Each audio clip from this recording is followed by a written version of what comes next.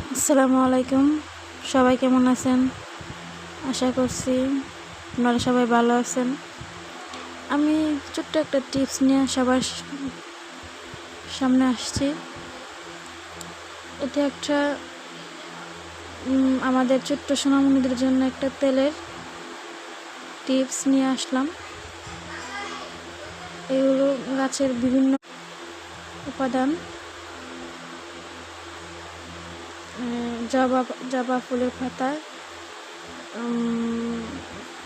Aloe vera, টিয়ামনি পাতা, মেহেদি পাতা, তারপর পেঁয়াজ পাতা, রসুন, পেঁয়াজ, কালো জিরা, মেথি, সরিষার তেল, এগুলো উপকরণ দিয়ে এই তেলটা তৈরি করা। এই তেলটা আমাদের যে ছোট্ট সোনামণি মাথায় চুল পাতলা বা চুল ওঠে না, এই তেলটা ছোট্ট সোনামণিদের জন্য মাথায় ব্যবহার করলে অনেক সুন্দর ঘন হয়ে চুল উঠবে, চুল কালো হবে, মজবুত হবে।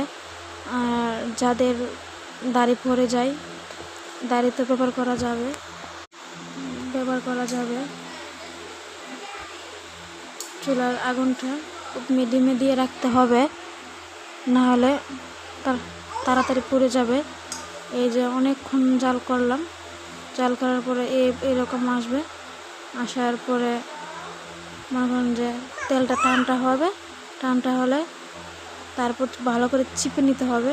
চিপে নিয়েছি, আমিও অনেক সুন্দর করে চিপে নিলাম।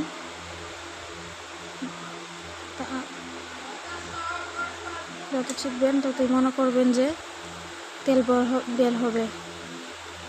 বুঝছেন, তেলের ফ্লেভারটা অনেক সুন্দর।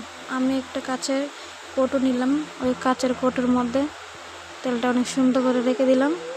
অনেক দিন যাবত তেলটা থাকবে, ভালো থাকবে।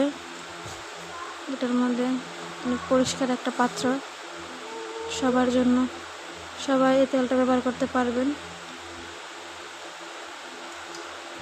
আপনারা ইচ্ছা করলে সবাই এই তেলটা নিজের হাতে ঘরোয়া উপকরণ দিয়ে বানাতে পারবেন। বুঝলেন, এগুলো উপকরণ আমি আমার নিজের বাড়ি থেকে সংগ্রহ করলাম। আপনারা চাইলে আপনারা বানাতে পারবেন। আপনারা পাতাগুলো কেটে নেবেন, ভালো করে ধুয়ে নিতে হবে।